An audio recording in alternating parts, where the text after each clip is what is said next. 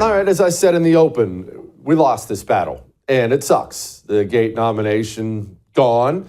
I think we're going to get something great anyway, but it sucks to lose battles that we should win. Why did we lose it? Let's talk to Natalie Winters about that and other things. Joining me now, co-host of The War Room, one of the great investigative reporters out there on our side, Natalie Winters. All right, Natalie, I was pulling hard for Gaetz to get in there and shake some things up. Didn't work out. It's not my first loss in politics. I'll be fine, but it sucks. Of course it does. Gaetz is someone who has gone up against the deep state and frankly won, right? He really, I think, rose to fame with the first impeachment. He stared down all of those democracy-loving crisis actors and just totally obliterated them. But I think unlike the Democrats, we are so blessed to have a very deep bench of people who understand not just how the DOJ has been weaponized against the American people, in some cases firsthand, but more importantly, how to dismantle it. I think there are wonderful people like Jeff Clark, Mark Paoletta, even Andrew Bailey, who I think embody that same spirit. But make no mistake, I think the biggest lesson to take away from Gaetz withdrawing his nomination is that, you know, the so-called resistance that we're up against is not something that is just confined to the left side of the political aisle. I think the establishment wing of the Republican Party makes up, if not more so, I think at least as much of a significant threat to the MAGA Trump agenda that the far left does. No, I don't disagree. I've been screaming and bashing my balding head off the desk forever about Republican participation in primaries in these red states. Natalie, it's embarrassing. Once every 4 years, everyone throws on a MAGA hat and they get excited and it's rally time and they get involved. But then Republican primary season in my state of Texas comes up and Republicans are nowhere to be found. And we have that human barnacle, John Cornyn, in the Senate now forever. We've got to freaking change it. I don't know how we change it. I feel like maybe it is changing, but I'm frustrated. I'll be honest. No, it's all about seizing the institutions. And I think though we can celebrate the overwhelming victory that President Trump had, if we don't have the ability to effectuate it or actually implement, you know, what's this all for? And I think that while, like I said, we can celebrate our victory, that same spirit that allowed us to win in 2024, really working hard on election integrity, working hard on candidate and quality candidate selection, I think we need to not let our foot off the gas and continue only to accelerate more on that front. And I think, too, you know, these senators who are up for re-election, since right now we're essentially the maximum amount of time period that you could be away from primary season from these forthcoming elections, we need to not have short-term memory loss, and we need to actually drill down and primary these people. No doubt about it. I will be participating wholeheartedly, as I know Maybe you you will. Okay. Yeah.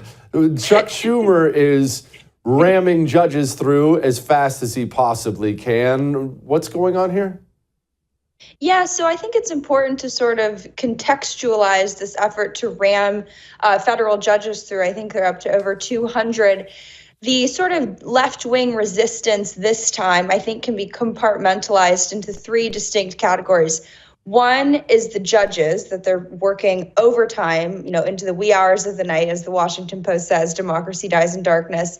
The second is the sort of states' rights argument, right? All the Democratic governors working to undermine the Trump agenda. And then the third silo is going to be the left-wing NGO. That's your ACLU, SPLC, activist-y, all the way to the left of, you know, the Communist Party USA. But right now, since, right, President Trump hasn't been sworn in, they're in sort of their first phase of resistance, which is essentially the idea of, quote, Trump-proofing the government. And one of the levers of power that they're really intent on weaponizing as we speak to do that is by ramming through as many judges as possible. And there's been some controversy over some Republican senators, particularly Mike Braun of Indiana, even Ted Cruz in some cases, not being present for votes. Now, if they were there, it wouldn't necessarily mean that they wouldn't have been confirmed, but it would have at least forced Kamala Harris to cut her Hawaii vacation short. But it's really important in this, 59, 58 days that we have until President Trump is sworn in. Democrats and their establishment Republican counterparts are doing every single thing that they can. They will not let 1 second go to waste to Trump-proof this country and block the America First agenda. Speaking of Trump-proofing, we're firing the Ukrainians are firing long-range missiles into Russia. We're now tossing anti-personnel mines on the ground. It looks like they're really trying to Trump-proof this financial boondoggle, the slaughterhouse going on in Ukraine. It's pretty ugly. I mean, I'm sorry, it's treason. There's no other way to couch it. Yeah. Having the Biden regime put Zelensky in the best possible negotiation place to be right when he comes to the table with Putin and Trump, that's not helping America. That's helping Ukraine, and that's the definition of being a traitor to your country. I think it's also worth noting that sort of secretly overnight, they've been working behind the scenes to forgive half of a $9 billion loan to Ukraine for, of course, nebulous, foreign aid and military equipment, whatever that may mean. So that's about $4.7 billion. But it shows you, right, they're not displaying this new policy sort of reversal with wide open arms to the American people. They're doing it secretly. They're forced to put out a statement because certain reporters have sort of, leaked it. But they know this is such an unpopular issue. But I think, too, just last point on this, it's quite interesting. I'm sure your audience is familiar with the Transition Integrity Project. It was the sort of far-left, Soros-funded election interference group that tried to prevent Trump from winning in 2020. And one of the things that they said President Trump was going to do in his transition period to just sort of muddy the water and make it very difficult for a potential president-elect Joe Biden was to, quote, spark a foreign adventure or have a sort of wag the dog type affair. So obviously the left deals in projection, but I think it just sort of shows you how they're really trying to muddy the water and hand President Trump the most complicated geopolitical situation that they quite possibly could. What do you think of these nominees so far, Natalie, or these potential cabinet picks? I love most of them. Look, you can have or leave the losers like Kristi Noem, in my opinion. But for the most part, I love them. I've been very, very impressed. Hegseth has me doing backflips if I wouldn't throw my back out. Yeah, right. Hegseth, he's not qualified because he's not on the board of Raytheon or Boeing. I mean, this idea that you have to appoint trusted experts. Yeah, where have those experts gotten us the last many decades in terms of foreign policy? I think overall, the obviously top line ones, the Gabbards, the Hegseth nominations are wonderful. I will say I think the Rubio nomination is something that I am particularly concerned about, just because I think in the kind of global censorship wars, that's something that obviously you follow quite closely. We follow quite closely on War Room. So much of that, whether it's USAID or other sort of NGO type activity, runs straight through State Department. So you need someone who's willing to stare down globalists in the face, and of course the, shall we say, enemy within domestically, and tell them that no, you're not going to censor the American people, but what you're talking about is dismantling a multi-billion-dollar industry and essentially censorship industrial complex. And I just don't think Rubio has the spine to stick up to that behemoth that is probably the deep state epitomized.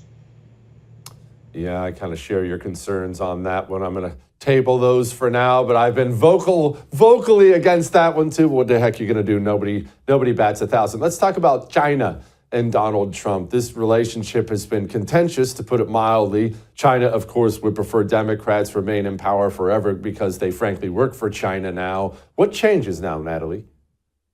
Well, President Trump attacked the China issue with a level of nuance that I think most people don't appreciate, particularly his ability to sanction foreign influence groups who are busy, as we speak, paying off basically everyone in Washington, D.C. and New York to try to effectuate pro-China policies on every level of federal, state, and local government.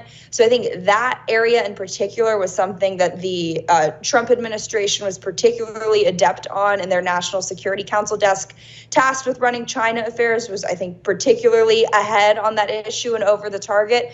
But more broadly, too, I think it's quite funny, right, when they point out certain, for example, Tulsi Gabbard, they say, oh, well, she's compromised by Russia because she once maybe put out a tweet that didn't peddle the military-industrial complex's line on Russia. Well, Democrats, if you want to play the game of people being compromised by foreign countries, I would suggest you look into someone named Joe Biden and Hunter Biden, because he'd be disqualified from running for president if that's the standard you want to levy against any presidential nominee or candidate. It certainly would. Natalie, you are the best. Come back anytime. Thank you. I would thank you for coming to my YouTube channel, but I know how brilliant it is, and I know you love it here. So subscribe and watch. We're going to start really ramping things up and putting some funny stuff, some interesting stuff out there, some collaborations. Either way, my YouTube channel is officially the place to be. So stick around.